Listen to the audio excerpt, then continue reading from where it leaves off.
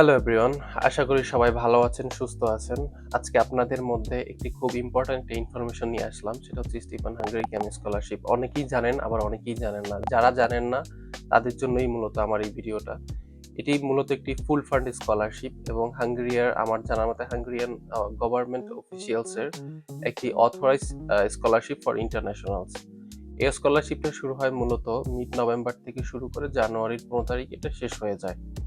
এখন মাঝে মাঝে ডেট এক্সচেঞ্জ হতে পারে, টাইম স্লট চেঞ্জ হতে পারে। সেক্ষেত্রে আপনাদের মিনিস্ট্রি অফ এডুকেশন এবং স্টিফেন হাঙ্গারি ক্যাম অফিসিয়াল পেজে এবং অফিসিয়াল ওয়েবসাইটে আপনাদের নজর রাখতে হবে। চলুন জেনে নেই এই স্কলারশিপটা কাদের জন্য অ্যাপ্লিকেবল বা কারা এটার জন্য এলিজেবল।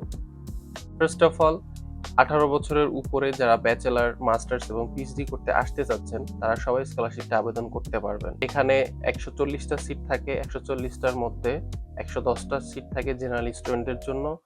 যারা science, arts, commerce, business, medical related subject apply করতে যাচ্ছেন, 110টা জেনারেল সাবজেক্ট তাদের জন্য। বাট বাকি 30টা সাবজেক্ট হচ্ছে নিউক্লিয়ার অ্যানালিস্ট সাবজেক্ট হোল্ডার যারা আছেন তাদের জন্য। তো তাদের জন্য এটা প্লাস পয়েন্ট। এরপরে চলুন জেনে নেই কি কি ইনফরমেশন বা কি কি ডকুমেন্টস আমাদের রেডি করতে হবে। আমাদের রেডি করতে হবে অফকোর্স আমাদের এসএসসি এবং এইচএসসির যে মেইন সার্টিফিকেট এবং ট্রান্সক্রিপ্ট দুইটাই অথরাইজড হওয়া লাগবে। এটা খুবই ইম্পর্টেন্ট, কারণ আপনার এসএসসি এবং এইচএসসিতে 4 পয়েন্ট উপরে থাকলে আমি মনে করি আপনি এলিজিবল এখানে অ্যাপ্লাই করার জন্য।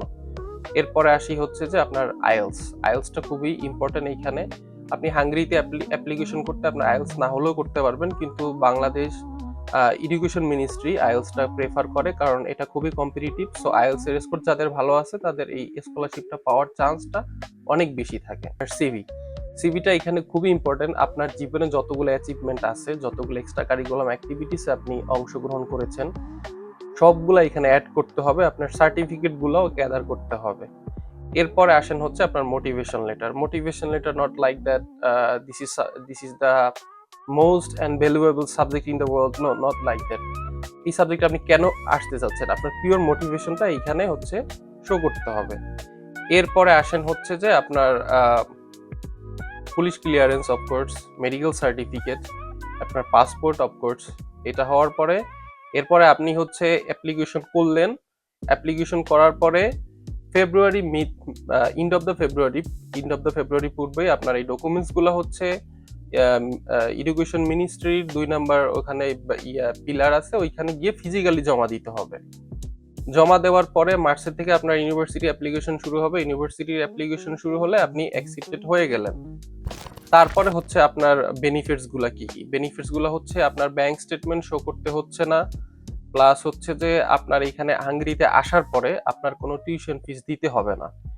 নট এ সিঙ্গেল পেনি, 1 টাকাও আপনার দেওয়া লাগবে না। Doesn't matter your course is 3 years, 4 years, 5 years, it doesn't matter.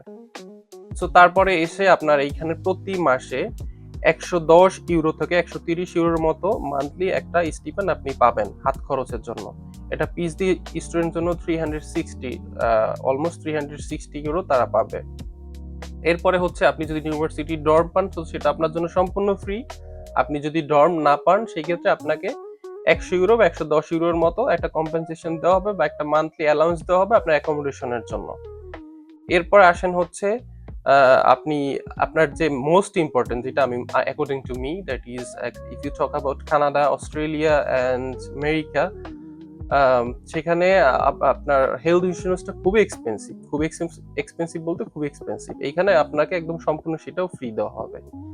So আমি মনে করি যারা ক্যান্ডিডেট আছে এবং যারা নিজেদের এলিজিবল মনে করেন তাদের জন্য এটা একটা বড় অপরচুনিটি গ্র্যাব করার জন্য। Best of luck for you guys.